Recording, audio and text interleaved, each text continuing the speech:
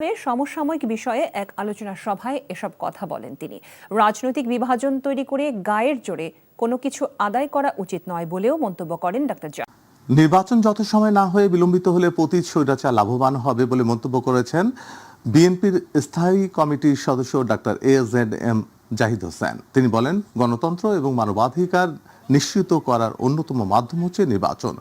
জাতীয় প্রেস ক্লাবে গণতন্ত্র ও মানবাধিকার নিশ্চিতে জাতীয় সংসদ নির্বাচনের গুরুত্ব শীর্ষক আলোচনা সভায় তিনি এসব কথা বলেন।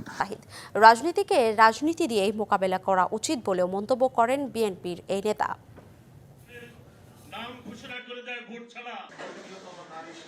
জাতীয় প্রেস ক্লাবে বিশ্ব মানবাধিকার সংস্থা আয়োজিত আলোচনা সভায় তিনি এসব কথা বলেন।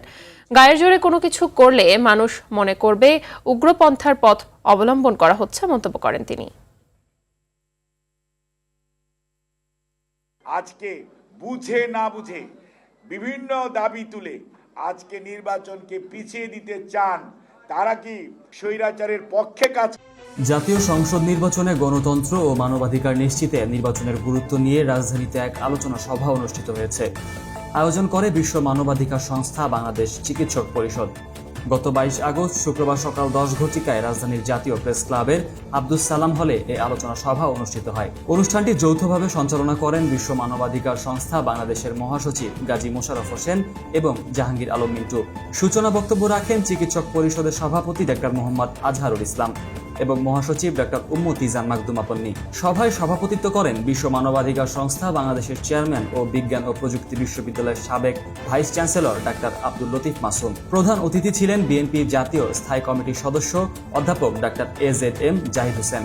বিশেষ অতিথি হিসেবে উপস্থিত ছিলেন ছাত্রদলের সাবেক প্রতিষ্ঠাতা সভাপতি ও বিশিষ্ট ব্যবসায়ী আবুল কাশেম চৌধুরী, গণফোরামের সভাপতি অ্যাডভোকেট সুব্রত চৌধুরী এবং আইনজীবী অ্যাসোসিয়েশন বিশ্ব মানবাধিকার সংস্থা বাংলাদেশের সভাপতি অ্যাডভোকেট সৈয়দ মাহবুব হোসেন। এছাড়া বক্তব্য রাখেন বাংলাদেশ রেড ক্রিসেন্ট সোসাইটির পরিচালক ও বরিশাল ব্রজমন বিশ্ববিদ্যালয় কলেজ ছাত্র সংসদের সাবেক ভিপি ইমাম জাফর সিকদার, পানি উন্নয়ন বোর্ডের পরিচালক শেখ গোলাম আকবর এবং শেরেবাংলা কৃষি বিশ্ববিদ্যালয়ের সাবেক ট্রেজারার অধ্যাপক আকবর আলী সিরাজি।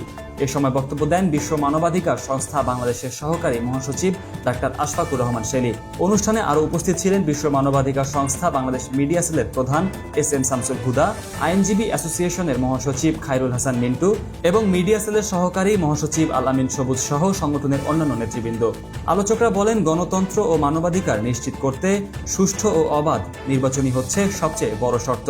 Khandakar Tasin, JTV news, Dhaka.